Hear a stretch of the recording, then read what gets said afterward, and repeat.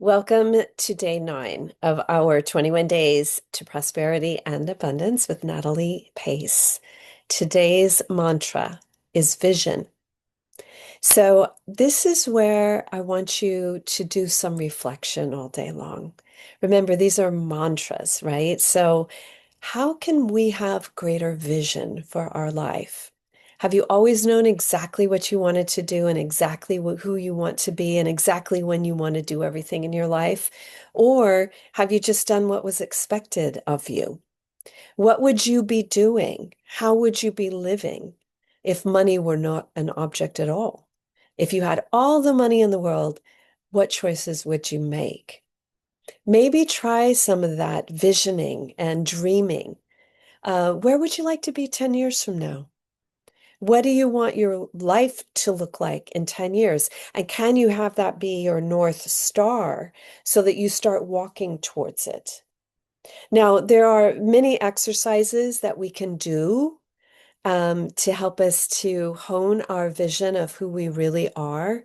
But the truth is, every time we listen to that little voice within that says, go that way, or this isn't healthy, or this isn't right, even if I'm being paid to do it, it isn't healthy or right, and I'm gonna find a way to make a different choice.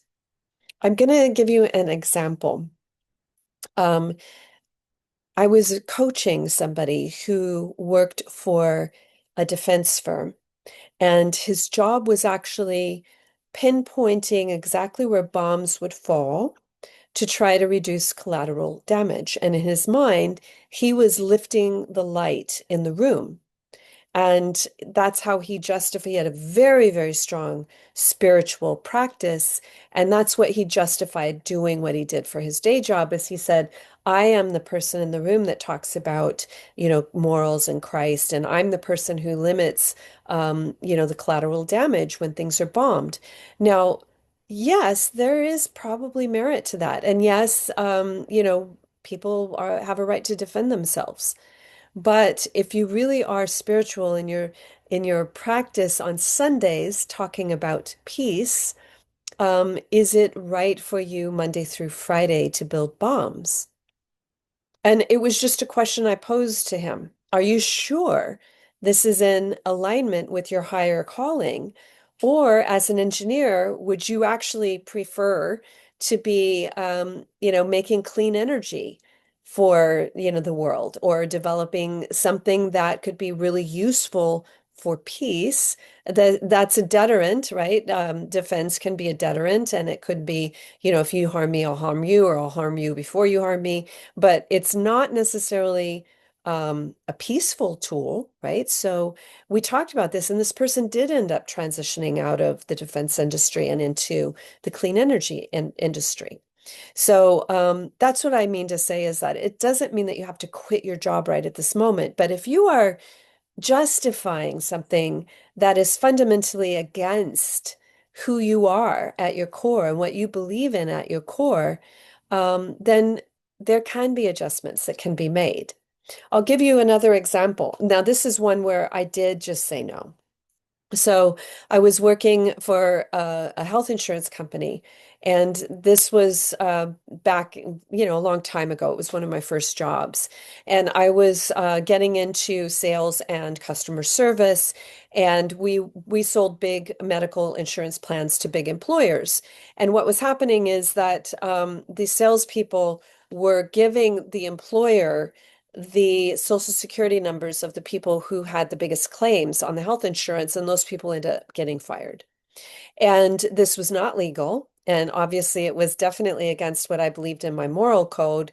And so I just left. I didn't, I had first tried bringing it to the CEO's attention and it wasn't going anywhere. So I left and I didn't know exactly where I was going to end up doing. But I ended up in a job, and I was still doing a job that wasn't the job of my dreams, but paid the bills, but it wasn't one that was harmful in that way. I ended up working in the music department at Fox Film Music Corporation. which was on the 21st century lot at the time. So it was a lot more fun for me. It was involved in music, which I was a musician, so that was a lot of fun. But there were some nights of sleeping on another person's couch. Now, again, I think you can transition that you don't have to just stop it right at this moment. But that's the point of vision, is that we can start making sure that we are moving towards the things that we really believe in and that we are not necessarily supporting the things that are harmful. I'll give you yet another example. My vision is that we all lead more sustainable lives. And I know that part of that is educating people because most people are so diligently recycling and they don't realize that 5% of plastic is actually recycled. So here we are, and we are relying on the fact that our single use habit, which so many of us have, is okay because it's getting recycled when that is not happening at all. In fact, the oil companies are the ones that make plastic and polyester. If we know this and we know that there is no excuse for single use and that plastic does not get recycled, we can have the larger vision and we can make different choices and we can impact our world. That's my vision, right? So your vision can be different, and that's how we will all participate. You doing what you do in your corner, me doing what I do in my corner, to come together to create a world that is healthier and more prosperous for, first of all, ourselves, right? It starts at home, then our friends and family, and then our community, and then maybe our state, and then our nation and the world at large. So if everybody has their own home working properly, then we have a whole world full of happy people. So let's start at home. So, what is your vision? Now, there's another tool that we use, and it's called the Financial Freedom Game.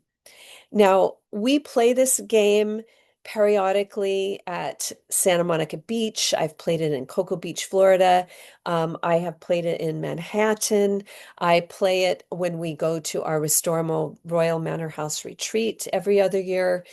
And I also do it online occasionally. So if you would like to play this game, then plug in, send an email to info@nataliepace.com. We may have a link where you can just play it online or join us. We'd play at every financial freedom retreat. There's four a year. There are four a year. So join us for our next financial freedom retreat and play the game as well. That's going to help you also because we basically give you all the money in the world and we say, now how are you going to live your life? So that helps us. But think 10 years out.